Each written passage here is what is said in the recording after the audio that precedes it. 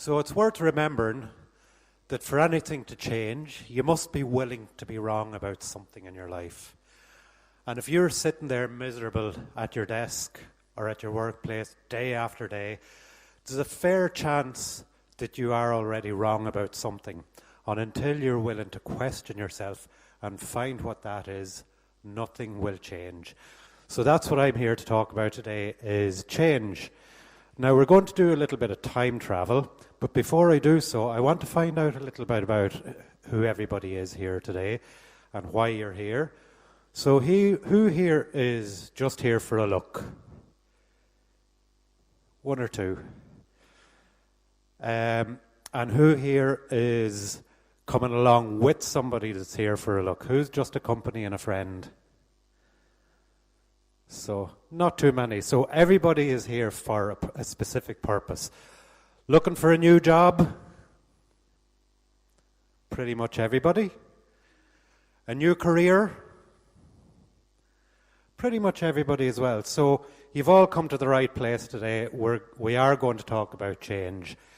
So, a little exercise. Oh, and by the way, there's going to be some audience interaction here today as well.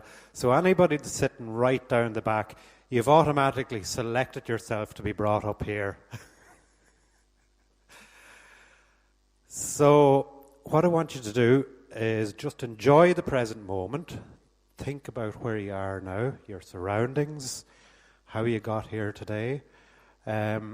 Just enjoy this present moment. Now what I want you to do next is allow your mind to wander a little bit, and I want you to look down towards the floor and just embrace what you're thinking about as you're looking down towards the floor. Now, raise your heads, look upwards, up at the sky, up at me, just upwards. Embrace what you're thinking about as you're looking upwards. Now, I can guarantee you what each and every one of you were thinking. As you were looking down towards the floor, you were thinking about your past. You were thinking about something that happened this morning or yesterday, last week, last year. And when you look upwards, and you can nod and agree or disagree with me, you were thinking about something in the future. True? Yeah, not true. Not true for everybody, and that's true. There are some unicorns. So we're going to go back a little bit now in time. So the reason being, if we want to change and move forward, we start in the present, we learn from the past, and we make goals for the future. But we're going to go way, way, way back now. Could anybody shout out to me, what do you think is the oldest profession in the world? Sorry?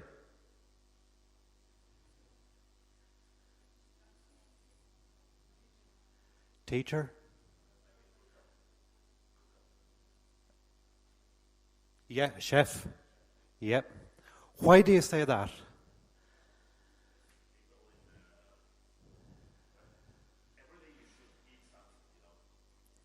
Yeah. So we are here specifically talking about careers.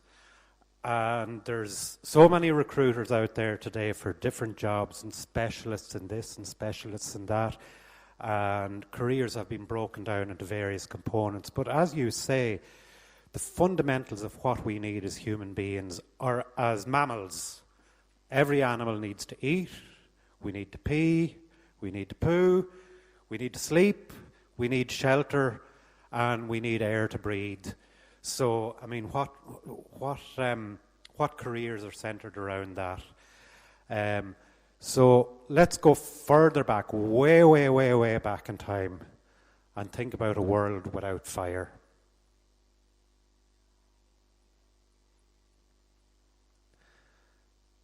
Imagine you'd be a different shape. So we looked to our closest current relatives, primates. We'll say chimpanzees, and incidentally, they're 98% related to us, and the 2% that isn't related to us is olfactory. So essentially, if you cut a chimpanzee's nose off, you've got a human. But that's before fire. we didn't know how to cook, so our bodies were a completely different shape. We were big. We spent 8-10 hours a day just chewing, eating, foraging, gathering, and that's how we kind of picked up our earliest cognition in remembering what to eat and what not to eat and what could poison us and what could kill us. And most other mammals are afraid of fire, apart from cats. Cats love fire, and humans really love fire. So forward a little bit then to when we harnessed fire. That was really the start of us becoming a modern day human ourselves. In fact, nowadays, does anybody here smoke? It's absolutely magic that you can carry fire in your pocket. So fire is probably our oldest discovery, but there's an argument, is it fire or is it language? Because the development with language, we were able to teach each other skills. So if I learned something new out in the jungle, I was able to tell you that I'm after finding this thing called fire. Do you know how to cook? Do you know? So that's the start of the evolution of our careers, and we built that forward. We learned how to make tools. With fire, we learned how to melt metal, make metal tools, and that took a process of about 700,000 years. In the last 20 years, what changes have we seen? We've seen smartphones, we've seen Google, we've seen the tech companies. We're now seeing the decline of Google and the decline of Facebook and the rise of other technologies such as AI. TikTok is very much on the rise. So that's how quickly things are changing. And us as humans, do you know, when we think back 700,000 years ago to the discovery of, or to the harnessing of fire, in our 80 or so years that we have, emotionally we can't process that length of time. But what's even harder to process is our own length of time and what time we have left to change something. Okay, so are we ready to make a change? Yeah. Oh, I have to stand in the middle to change this, have I?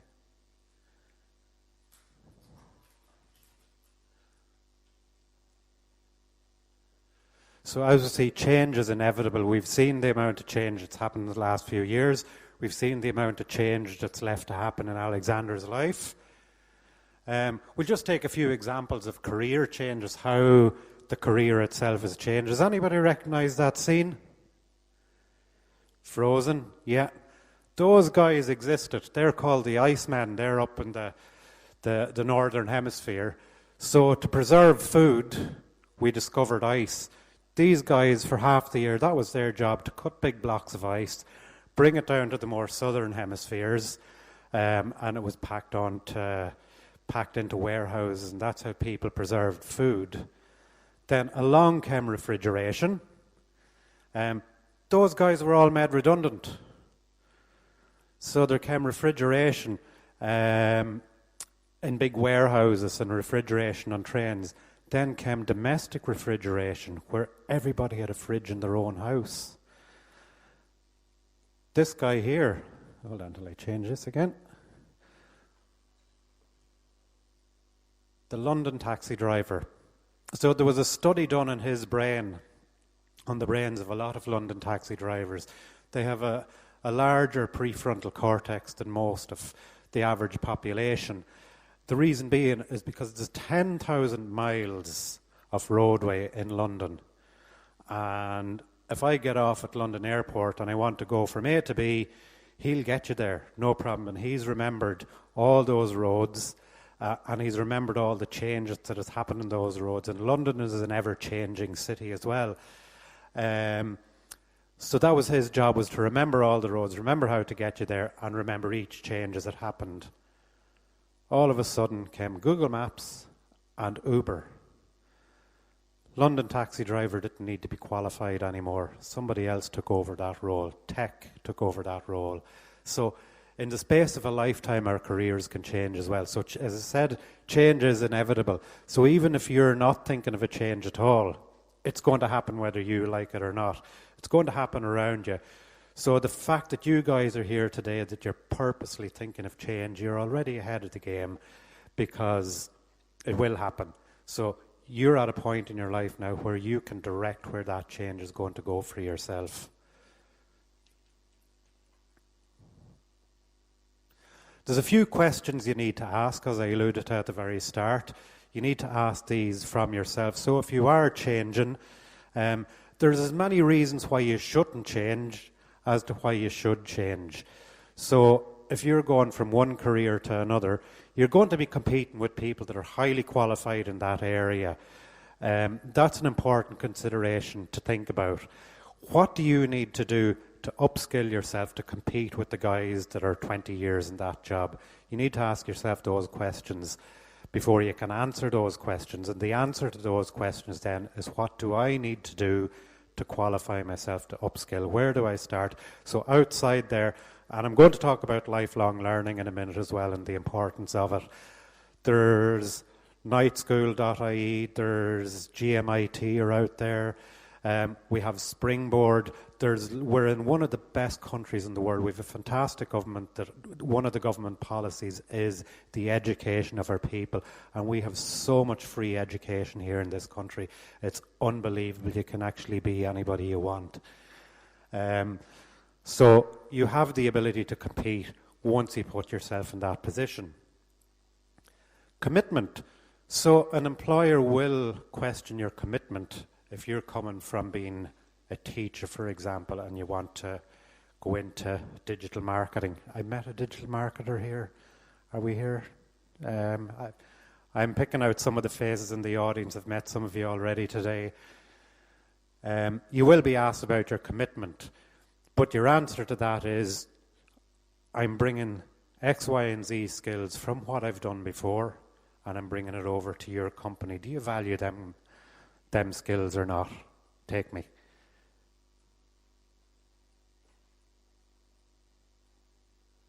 Security.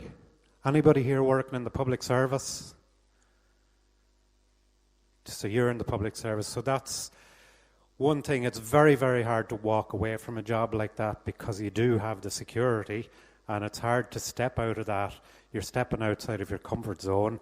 Maybe it's an uncomfortable zone at the moment, I don't know, but you are looking for a change. You are stepping away from that security of knowing that you have a weekly income coming in every week and the possibility of a reasonable pension at the end of it as well. You're stepping into the unknown. Is that a gamble you're really willing to take, to sacrifice your security for something you're not so sure about? Only you can answer that question. There is a price to be paid for everything. You just really get to pick your poison. Career progression, again, we'll go to the top there talking about competition and career progression. That can be both be in the same column, because to progress in a career, you're competing with the guys that have many years experience in that role. But again, what skills do I bring across from what I did before? I mean, if you look at the top CEOs in the country, the company they're in now, they've probably come from a completely different business background, because big multinational companies do actually value skills from somewhere else and experience, because that's how they grow, that's how they change. Imposter syndrome. That's resonated with yourself anyway? Anybody else? Anybody that doesn't know what imposter syndrome is, haven't heard of it? So you hear a lot of the gurus saying, yeah, you're perfect the way you are, go you. Well, are you perfect? It is important to listen to the imposter syndrome. It's telling you something that maybe you're not quite skilled at whatever you're going to. But what you do, so there's a technique in CBT, a very, very simple technique. You take out your pen and your paper, and it has to be pen and paper. There's various neuroscientific reasons why you're... Essentially, in a nutshell, when you write something down, you're taking something that you've seen with your eyes, it's gone into your head, you're putting it into muscle memory and writing it down in a different code on paper. So that way you will actually remember what you write down. Even if you never look at that sheet of paper again, you will remember better. So write the pros for why you're moving from one place to the other, and write the cons, and write out why you're good enough and why you're not good enough. Then look at the why you think you're not good enough and rationalize that maybe you actually are good enough and you're probably better than the average person in the place you're going to. You don't know that until you actually sit down and write it out. But then where you have identified that you aren't good enough, again, go next door, look at what courses you need to do to upskill yourself to that area. So the imposter syndrome, just lean into it, but don't lean into it too hard. Don't let it consume you, because it will consume you if you let it.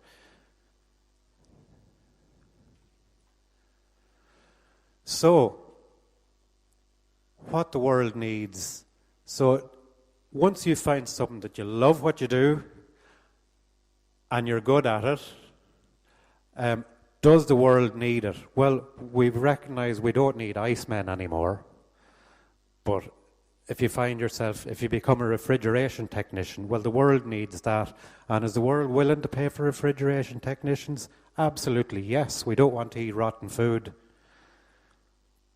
And that word is a Japanese word called ikigai. Am I pronouncing that right? It's the way I pronounce it anyway. So, we've got plenty of time in our hands. So, how do you begin changing? So, goal setting is important, but as I put in brackets there, not yet. Your most important place to start is with a vision statement, a personal vision and mission statement. And from that you can tie your goals to it. Because as humans, again, as I demonstrated with the time thing, we can't think too far in advance. We're incapable of that. We're capable of thinking of certain things in advance, like our pension. We think about our pension, but that's just one little thing. But in terms of career and goal setting, 5 years is a very long time out, and a lot can change. And in 5 years, if you make a goal for 5 years, you're basing that goal on knowledge you've not yet acquired. You'll pick up the knowledge as you go along. So hence why don't set a 5-year goal. Set a 5-year vision and mission for yourself. So your vision is where you want to go, and your mission is how you're going to get there, and then tie your goals onto that. Your vision statement really needs to be tied to your values. So, I mean, you're all working somewhere at the moment. I bet that company you're working for has a vision statement. True? Do you know your company's vision statement? You do? Does it match with your values? Not really. It's a common theme we see around the place, that we're working in places where the company has a vision and mission for itself, and it doesn't really match to what our values in life are ourselves.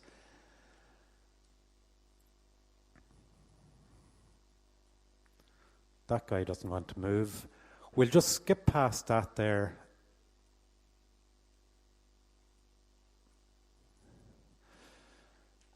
So a personal vision statement, it's a paragraph that encapsulates everything you'd like to be, do, and have in your life. So the importance of goals. So first of all, your goals need to be verb action orientated. So your goals really need to be. So I'll just take a simple goal of I want to be fitter. That's not a goal.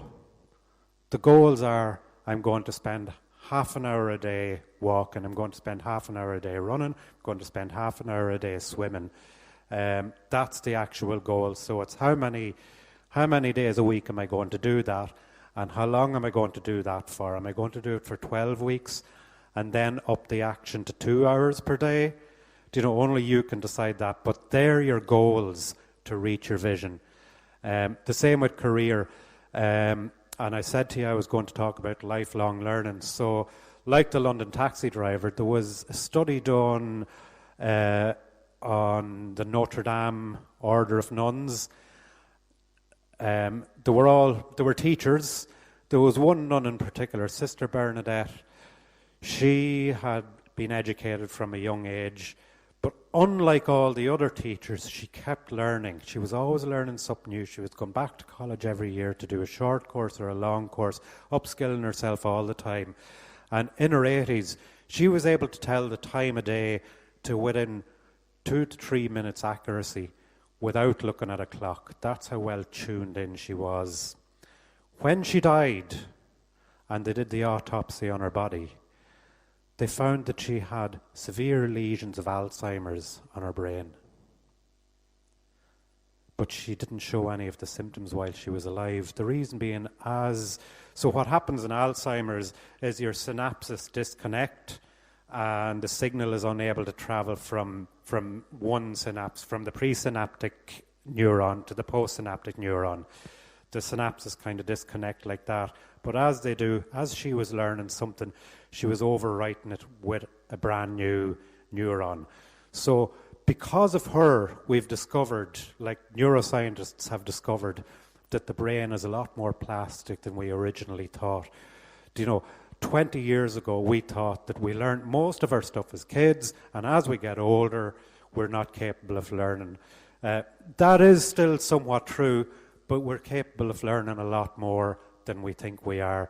So get out there, look up some course, whether it's a short course or a long course, whether it's a level 5 or a level 9. The courses are all there. Do them, even if it's just for fun. I mean, there was a lady, I'm in Trinity College myself at the moment. There was a lady last year at the age of 85. I can't think of her name, Mary. But she defended her PhD last year. She did it just for fun.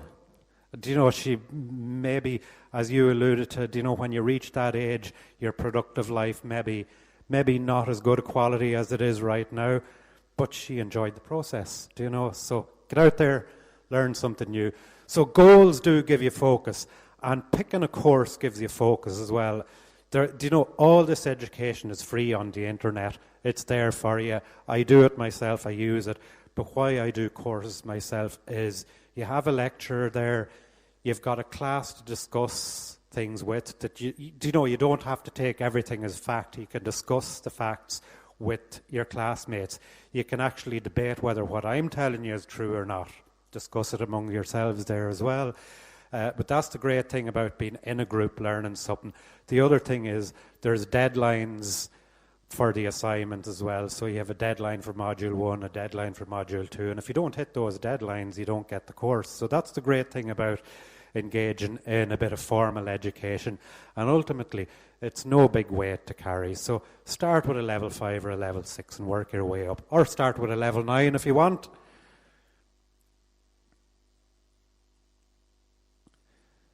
They help you measure progress. So it's time for me to wrap up. I'm rambling a little bit. They help you measure progress. So like the course as well, or whatever goal you're taking, at least it's measurable and you have little small time gaps and chunks to reach. They help you stay motivated as well. So if you've something to work on every day, every week, over a 12-week period and over the period of a year, that'll keep you motivated. They help you beat procrastination. So once again, if you have a short time span of 12 weeks, you can stay motivated for 12 weeks. But if that's 5 years out, it's not as easy to stay motivated for something that you might or might not achieve in 5 years' time. But you'll certainly achieve it in 12, maybe 13 or 14. Allow yourself little breaks as well, like little time extensions, but not too much. And you achieve even more. And goals can help you determine what you want in life. But as I said, your vision and your values are better for determining what you want in life and set your goals back from that. So that's a little saying, breathe in, breathe out, and move on. And thank you very much for your attention today, folks.